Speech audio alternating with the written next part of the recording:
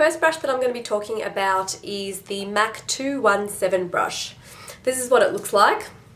It's a fluffy brush, and it says 217 on there, but I've had this brush for about 9 years and it's in absolutely perfect condition. It is a little bit dirty, I haven't cleaned it, but this is called a blending brush. Now if you wear eyeshadows, you can use this to, I guess, blend your eyeshadow in, or you can use it to actually tap, say that's your eyeshadow, you can tap it on and just pat that eyeshadow on and use it for blending purposes as well. So it's a very versatile brush. I mean, you can use it for concealing as well. So if you've got spots, you can use, dip it in your concealer and sort of conceal.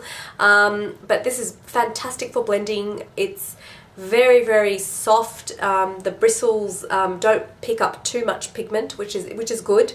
You can layer it and layer it. So virtually all you got to do is, pick up a bit of eyeshadow and blend. And so for instance, I would blend this color here and just use this type of a motion to blend those colors in.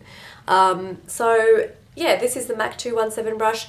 Again, if you use eyeshadows and you want to use different types of eyeshadows, so if you're using 3 or 4 eyeshadows or even 2 eyeshadows, then definitely invest in one of these brushes, because if you don't blend your eyeshadow, it's going to look patchy and it looks as though you've got 2 separate eyeshadows on your eyes. So MAC 217.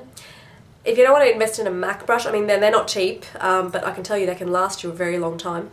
If you don't want to invest in a MAC brush, there are other brands that you can use. I think one of the cheaper sort of brands that you can use is called Eco Tools, and you can get a brush set for about $20. There might be like 6 brushes in there, and that's from Priceline. They're pretty good, but again, quality, you pay price for quality. So if you're going to be using any sort of eyeshadows to blend, get the MAC 217 brush. Just following on from eyeshadows, I suppose, if you're going to invest in a 217 brush for blending purposes and you want to have a little bit more pigment on your eyes, the other brush that I can recommend is the MAC 213 brush.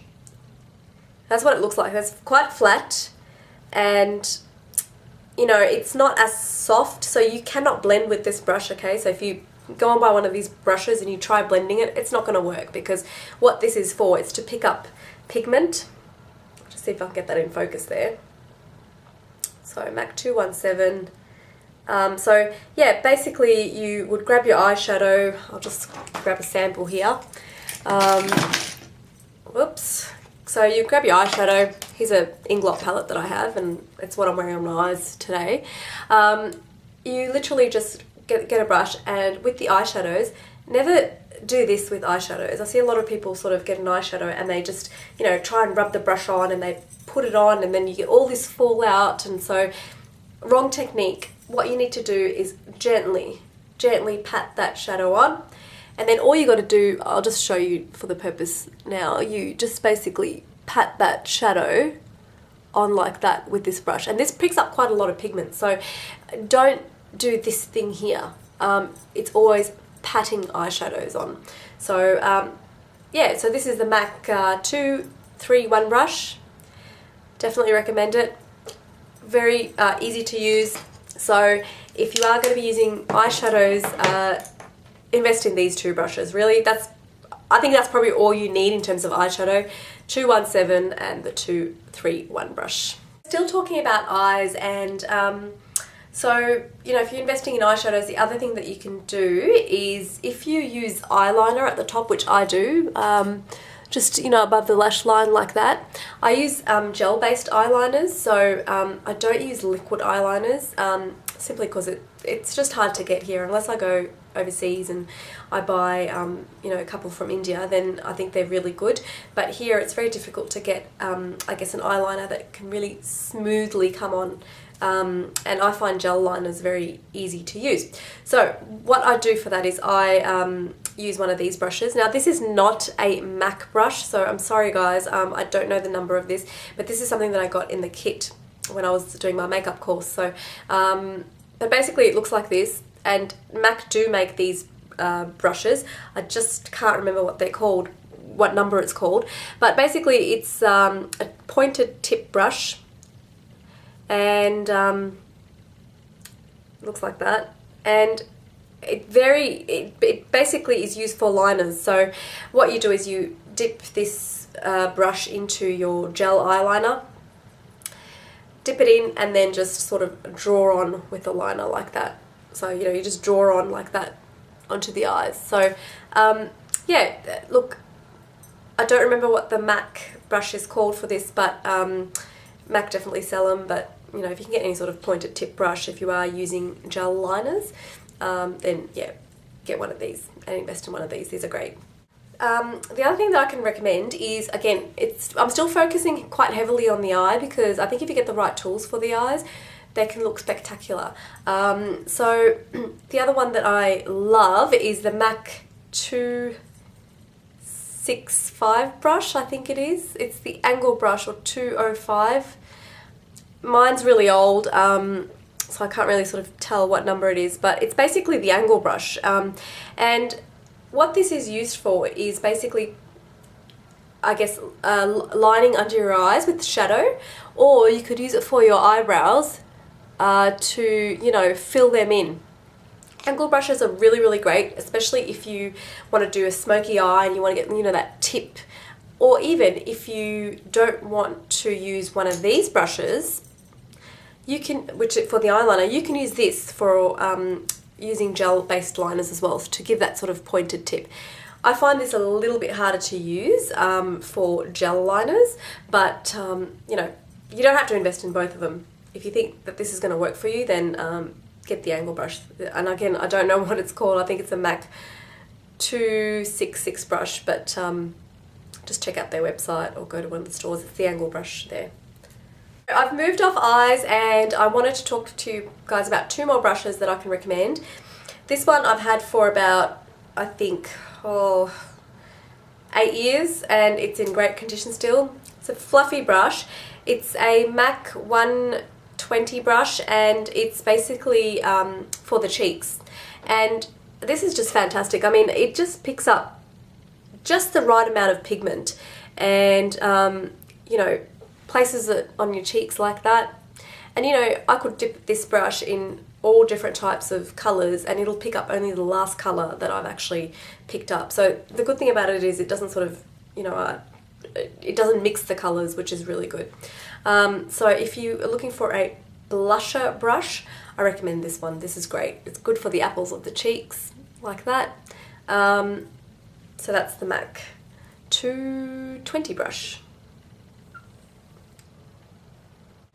Okay, so the last brush is the famous MAC 187 brush, and this is what it looks like. And as you can see, this is called I think it's called stippling brush.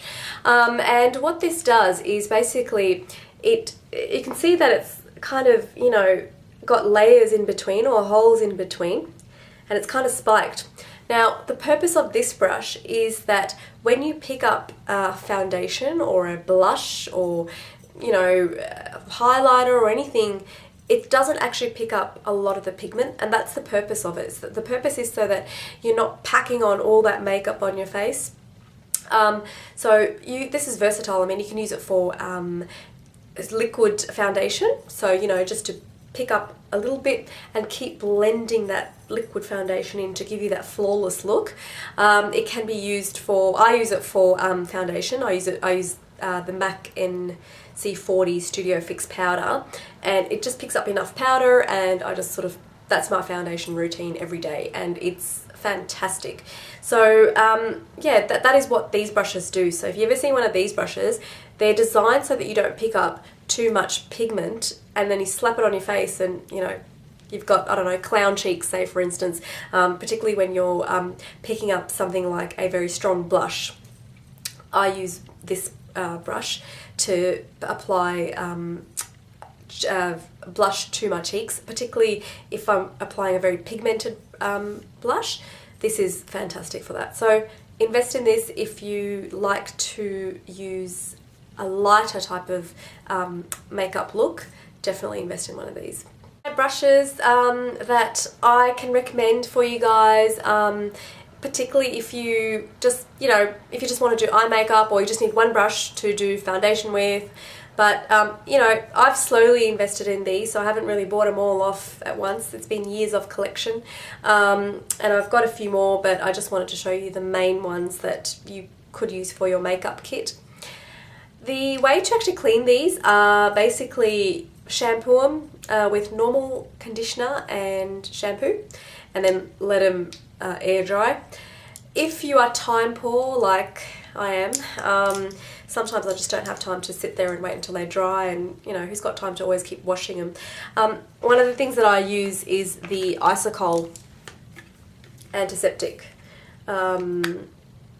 It's basically, you can get it from Woolworths, Priceline, and it's just a disinfectant really. So you apply this to I guess a kitchen towel or something, and just rub your brush onto that alcohol solution, and it disinfects it. So I use this when I'm usually doing clients and I don't have time to wash the brushes. I'll use the Isocol antiseptic alcohol. So this is about, I don't know, $9–10, might even be less. So yeah, you get one of these if you don't have time to keep washing the brushes.